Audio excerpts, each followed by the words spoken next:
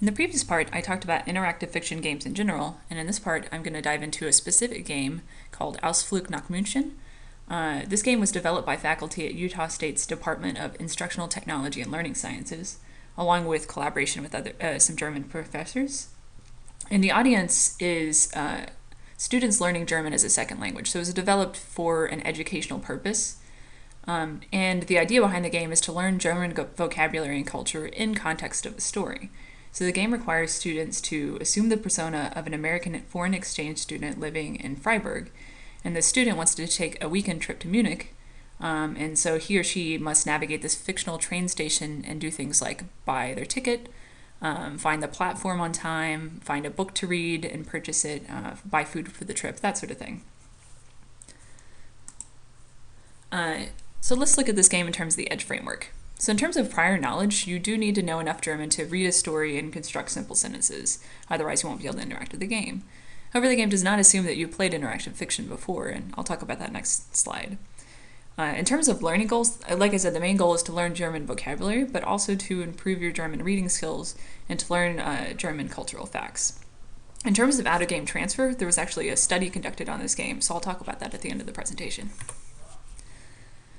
In terms of the mechanics, so the game instruction is in English and the narrative is in German and your commands are in German, so you're largely interacting in German except for sort of prompts specific to the game. It comes with a map, which is shown here. This is a map of the train station. It comes with a list of vocabulary words, which might be helpful, like verbs and how they're conjugated, and also a tip sheet that gives you basics on how the game is played. And this is unique in terms of interactive fiction in that it comes with an introductory session. So the idea is you've never played IF before and you need to figure out how to use it. So you actually start out by interacting with the game engine character. And he tells you how to interact with objects, examine them, talk to people, move around using the cardinal directions, and all of the kind of basics you need to know in order to play the game. He also does a little bit of a German grammar refresher, doing things like reminding you how to deal with separable prefix verbs and things like that. And this takes about 15 to 30 minutes depending on your German proficiency. The game has the basic mechanics that are the same of any interactive fiction. You have a narrative and you have a command prompt and you have an inventory, that sort of thing. However, unlike the open-endedness of most IFs, this game has incredibly explicit goals. You can actually type in goals to the command prompt, and here this is translated in English, but in German you would see a list of 8 goals, including things like park your bike in the bike racks, buy a rail card, reserve your seat on the train. So while you can do these goals in any order, it's still sort of extremely specific, and so there's a little bit less exploration needed. In general, though, the game has really great descriptions and interesting interactions with objects and with NPCs.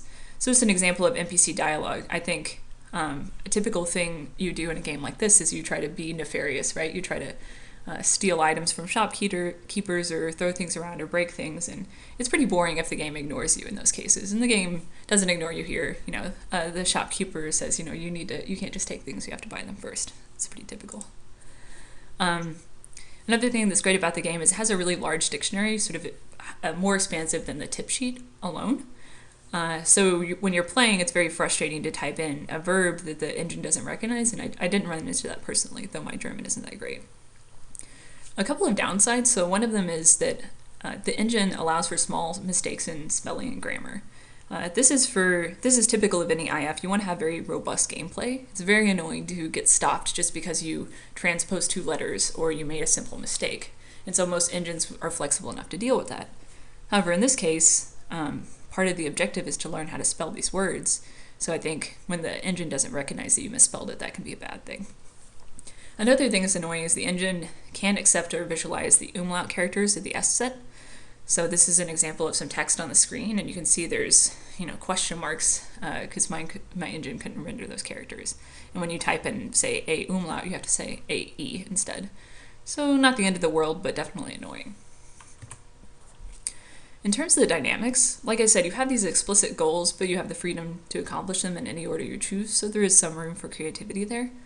I think the speed at which you play the game, the pace, is largely designated by how fluent you are in German. It's been a couple years since I took German, so I was constantly referring to the tip sheet or an online dictionary, And that meant I kept breaking myself out of the game constantly. It was sort of frustrating.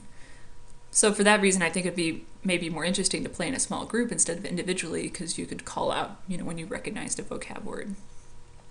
In terms of aesthetics, of course, fantasy plays a huge role. You're a character in the story. And then narrative, the drama is you're trying to make it to the train on time with all your items. There's the discovery of exploring this train station, and then there's the challenge of trying to recall your German well enough to play. In terms of instructional principles, it definitely takes advantage of the active learning principle. So you can't just passively read a story and move on with your life. You have to understand everything that you've read in order to solve the puzzles and buy all the items you need. And it also takes advantage of the situated meaning learning principle. That is, you are not just learning a list of vocabulary words without context, you're learning them in the context of the story in a train station. And so, of course, that also incorporates anchored learning. You're learning about sort of these real world problems of buying a train ticket and buying food, which you would definitely encounter in real life. It also takes advantage of linking. So instead of just learning the language on its own, you're also learning culture and social aspects at the same time. The introductory session incorporates pre-training by sort of refreshing your memory about vocabulary and grammar. It also incorporates some instructional principles that are specific to second language acquisition, including the principle that you should do reading and writing in the same task. A couple of principles that weren't embodied very well, of course, the multimodal principle, because you're only looking at text and not text and images or text and sound. But then I think another flaw is that there's a single difficulty level for the whole game. So you can't, the game doesn't sort of respond to how well you're doing and make the game easier or harder. And also, if you're very poor at German, this game would be frustrating and you'd give up. And if you're very good, it would be a pretty boring game. So on the whole, I definitely really enjoyed the game, and it was more enjoyable than a homework set. So I think if I was in German class and the teacher assigned playing this game instead of reading a book, I probably would be more interested. However, I think the game does have its flaws. It felt more like an educational game than a game. It was really obvious that they started with the premise of instruction and they came up with a narrative or a story afterwards. I think a more creative premise than being in a train station would be really interesting. For example, say I'm like a wizard in a magical story or something like that. I just wasn't that excited about getting to the train platform on time as I could have been by other things. Another big flaw is the fact that you can't look up vocabulary within the game, so you're constantly breaking the flow. I think a really easy improvement would be include some sort of avatar that you interact with, like a bird on your shoulder, and you can ask it, what is the translation of this word from English, or what is the definition, or how would I conjugate this verb, so you wouldn't have to break out of the game. And in general, it was sort of sad to see that the game didn't take full advantage of what the IF platform can offer. For example, one of the great things about any interactive fiction game is you have this open-ended world that you can explore, and you don't necessarily have to do things in a certain order. And so having that list of goals really restricted that. Another thing, of course, playing in a second language meant it wasn't as intuitive as playing in English. So that said, the last thing I want to talk about is a study that was conducted with the game by the game's authors. And they wanted to answer the question, does the increased learner engagement of the IF game lead to increased knowledge retention? So for their study, they had some participants from a third semester German language course. They had a control group and an experimental group. And note that these numbers are pretty small, so these are very preliminary results, but still interesting. So they had two studies. The first study, the control group did a pretty typical exercise. They read a story, they completed vocab exercises, and they wrote a short essay. The experimental group, on the other hand, played the IF game, which incorporated the same story and vocabulary. After that, both groups completed a homework assignment, it was pretty typical, and then they also completed a quantitative assessment where they reported how difficult they found their task, how much they enjoyed it, and how much they felt their task immersed them in the German culture. Then both groups conducted an in-class assessment on the following day. For the second study, the authors, it sounded like they learned a lot from the first study, and so they increased the amount of time. So it was over a 3-day period instead of one. They included pre-game instruction about the material before anyone was playing the game or doing the typical homework, the control group. And then they also had in-class debriefings every day where people could talk about where they got stuck, what they learned, and in general it sounded more collaborative. let's look at the findings. So for both studies, more so than the IF group, the print-based group perceived their method to be more effective, and they thought that they had achieved more mastery over the vocabulary in the subject. However, when you looked at the results, the interactive fiction group performed better on the homework and assessment, and in general, they showed more mastery of the vocabulary. They, for example, wrote longer essays that incorporated more different vocabulary words. And another thing that's interesting is the IF group perceived that they had to put in more mental effort during the gameplay than doing the typical exercise. However, they put in less mental effort on the assessments. And so the researchers thought this might point to them developing a more robust mental model of the vocabulary during the gameplay, which made retrieving that information easier later on. In terms of qualitative analysis, the studies were very different. In the first study, many students, it sounded like they didn't like the task. They found the game too difficult.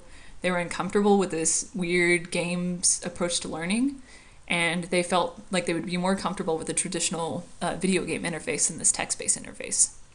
However, in the second study, where they had more time to become accustomed to it, and there was more collaboration in class, the students were more comfortable playing the game. They enjoyed that the story incorporated these cultural aspects, and they appreciated that. And they also said, if there was a course that was offered that offered this kind of game-based learning, they would be interested in taking it. Which leads to the study's conclusions. They concluded that the IF dynamic may increase knowledge retention. Again, this was too small to really say definitively. However, if you do want to use interactive fiction in the classroom, you need significant support.